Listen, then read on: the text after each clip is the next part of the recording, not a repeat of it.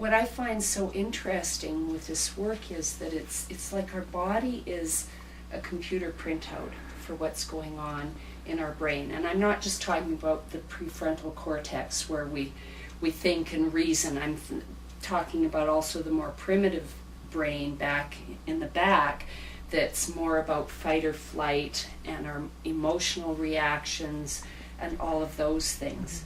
And so one part of you might say, well, I'm relaxed, I mean, everything is fine.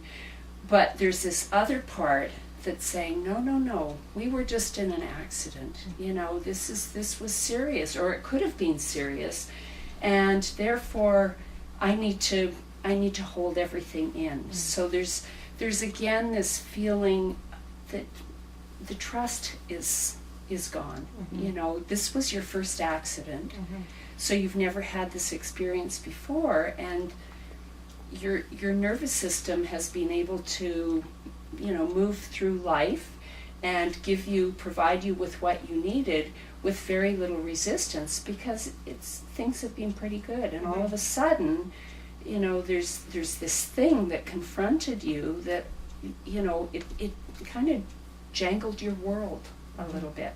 So your body is a metaphor for all that's going on, you know, as a result of that, all the responses that happened as a result of the accident. So as we've already noticed, things are starting to change, but it would be nice if we could, you know, give your brain a little more information to see if that's going to make a difference. So I'm going to work with your feet and your feet and your legs and your pelvis now. And once again, we'll see what happens at the end as I do this. So normally when I'm working with somebody, obviously I don't do quite as much talking as I am now, and I wouldn't necessarily ask the person on the table to do as much or give me as much feedback as I'm asking you. But since we're videotaping this, and we want to give people something that will help them understand what's going on, it's really important to give that feedback, because if a person just watches somebody do a functional integration lesson or work with somebody doing functional integration, it's a little bit like watching paint dry. You know, there's not a whole lot that you're necessarily going to see. So I will from time to time say things, and just to shed a little light on what's going on and get you to just say what you're feeling. So now I'm down at your ankles, and can you feel how the movement of your left ankle, the foot goes in towards your midline a little bit, but it doesn't want to go in the other direction very much?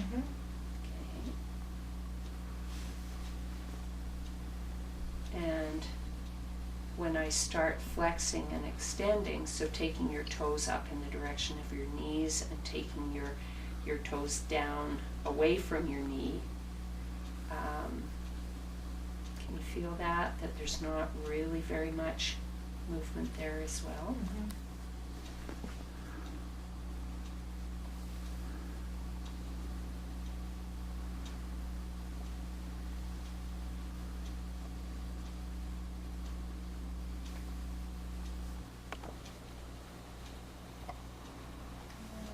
Seeing what the connection is like coming up to your knee and into your hip joint. So as I'm taking your foot in towards your midline, does it feel like your whole leg is moving together, or does it move in parts? It feels like it's moving in parts. In parts, okay. So first the ankle, and then the lower leg, the knee, and then the upper Yes. leg. Yeah.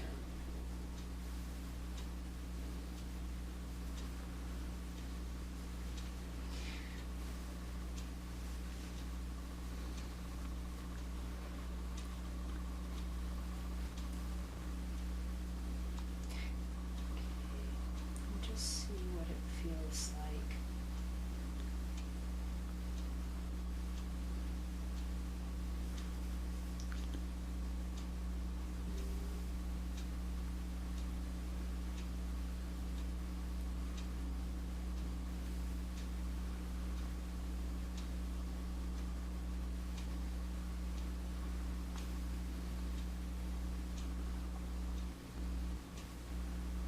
Okay, what does it feel like now? It feels like it's all moving at once. It's all moving together. So it's very subtle, and it wouldn't be something that would be picked up by the camera. Mhm. But could you remember at the beginning when you were sitting how I pushed in on your knee and Mhm. pushed a little bit into the ball joint of the femur going into the hip socket? Yes. And that's kind of what I was doing here. I was playing with that, just a little bit of tension. So just notice the difference when I push like that. Can you feel how that's sort of Mhm. irritating? Yeah, Like, that's and lots of tension. yeah. But if I just snug it in and just find the right spot, then your leg becomes really light. Can you Mhm. feel that, how light that is?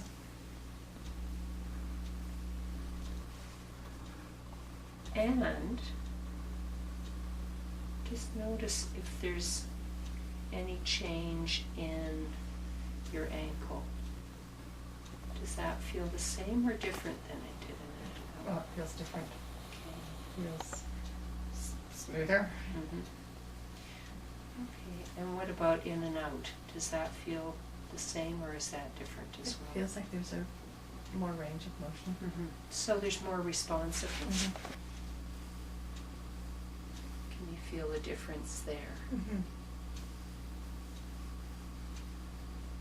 Can you Yeah, it all feel? feels connected. Yeah, can you feel a difference in your ankle? Mm-hmm. I think it feels more flexible. Mm-hmm.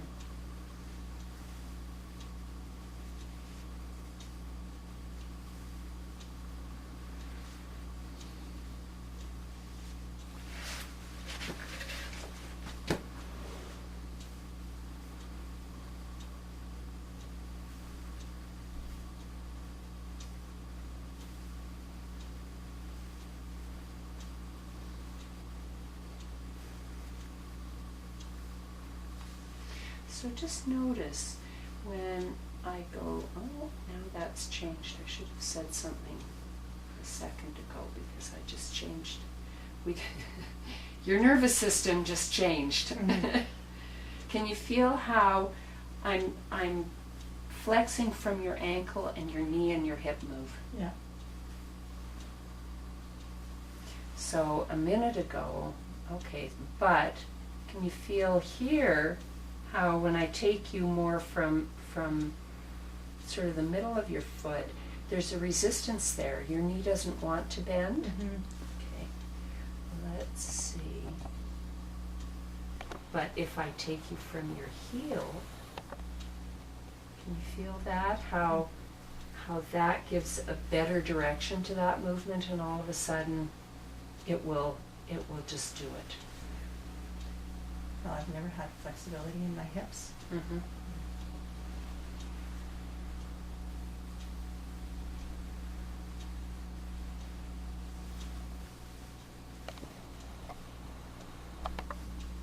There, can you feel that? How that's going right up to your shoulders. Mm-hmm. I was just going to say, it goes right up to my shoulder. So we're doing all of this on the left side so that your right side, which is still passive, has been allowed to just absorb Mm-hmm. this information. Mm-hmm. And